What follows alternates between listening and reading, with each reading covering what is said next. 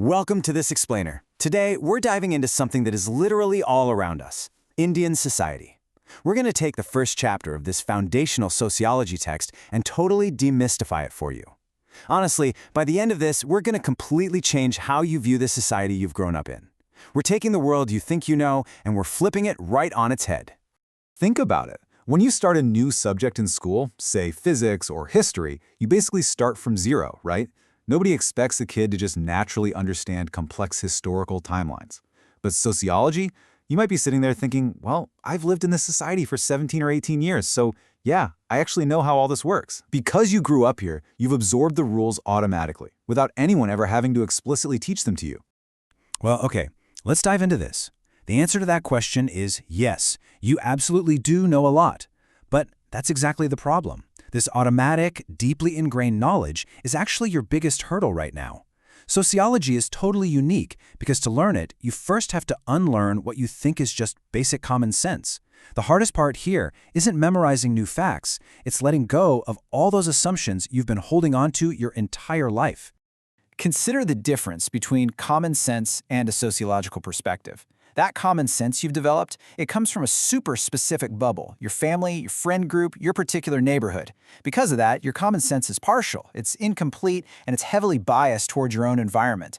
The sociological perspective asks you to take a massive step back. It requires a broader, impartial view that strips away those cozy biases so you can actually see the whole picture. So, what does this look like in practice? It brings us to a really fascinating concept called self-reflexivity. Sociology essentially hands you a mirror, but it doesn't just show you what you normally see in the morning, it shows you what you look like to everyone else. It asks you to turn your gaze back on yourself from the outside. And here's the catch. This self-inspection has to be intensely critical. You've got to train yourself to be extremely quick to criticize yourself and very slow to praise yourself. That level of brutal honesty is really the only way to understand your actual place in the world. Let's actually map this out right now. Think of this as your personal social map. Where do you fit in? How old are you? Are you a Gujarati speaker, a Telugu speaker, or do you speak something else entirely? Based on your family's income, what economic class do you fall into? What is your religion or caste?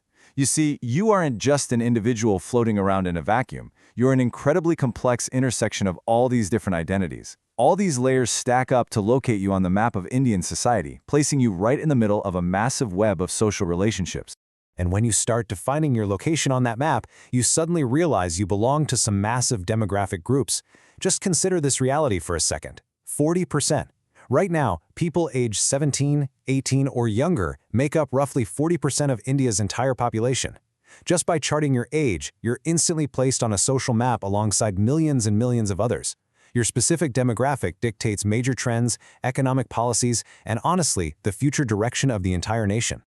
All of this ties into a brilliant framework created by the American sociologist C. Wright Mills. He pointed out this vital distinction between our personal troubles and broader social issues. Say you're stressed about getting a good job, or maybe you're dealing with tension with family elders. To you, those are your personal troubles.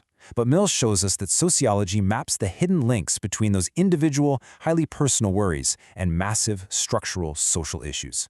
If millions of young people are freaking out about jobs at the exact same time, that's not just a personal resume problem, right? That is a massive structural issue tied to the national economy and generational shifts. The Indian Society Roadmap, zooming out.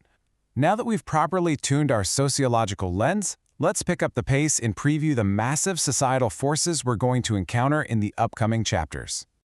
We kick things off with Chapter 2, The Demographic Foundation. Here is where sociologists study populations at scale. We all know India is currently the second most populous country, but soon it's projected to completely overtake China as the most populous country in the world. This chapter asks us a huge question. Is this booming population a massive obstacle to our development? Or could it actually be the very engine driving it? From there, we move to Chapter 3, examining basic institutions that are currently under immense pressure. We're looking at the foundational building blocks of Indian society here. We'll explore what the institution of caste really means today after centuries of shifting definitions. We'll look at how tribal communities are defining themselves in contemporary India. And of course, the family. How exactly are diverse family structures transforming and bending under the intense pressure of incredibly rapid social change? And speaking of rapid change, let's talk about Chapter 4, Markets as Vehicles of Change. We often make the mistake of thinking about markets purely in terms of economics or money. But actually, markets are incredibly powerful sociocultural institutions. This chapter traces the huge chain reactions in our society that were sparked first by colonialism and then later by modern developmental policies, completely reshaping how our communities interact with one another. Next, we absolutely have to confront one of the most serious aspects of our social map in Chapter 5, society's capacity for inequality and exclusion. But it's not just about pointing out that inequality exists, it's about understanding the concerted movements fighting against it. We'll examine how oppressed castes are actively resisting the system, how tribal identities are forcibly reasserting themselves, the massive structural impact of the women's movement, and how responsive our society actually is to the needs of the disabled. These aren't just historical footnotes, they are active, ongoing struggles for inclusion. Then, in Chapter 6, we hit the hard reality of unity and diversity. We've all grown up hearing that familiar cliché, right? India is a land of unity and diversity. But this chapter challenges us to step outside our comfortable ways of thinking. It lays out the hard truth that ensuring every single minority group feels secure isn't just a nice, feel-good slogan. It is a deeply complex, incredibly hard, and absolutely vital requirement if we want to have a collective future as a nation. Which brings us to our final, provocative question drawn directly from that chapter's preview. How do we face things like communal conflict, regional chauvinism, and casteism without either just wishing them away or getting completely overwhelmed by them? It's a heavy question for sure, but it's exactly why learning to step back and apply this sociological perspective is such a game changer. By understanding these massive social forces, you actually gain the power to navigate them. Hopefully this roadmap leaves you eager to dive into the rest of the material and discover those answers for yourself. Keep questioning your common sense and always look at the bigger picture.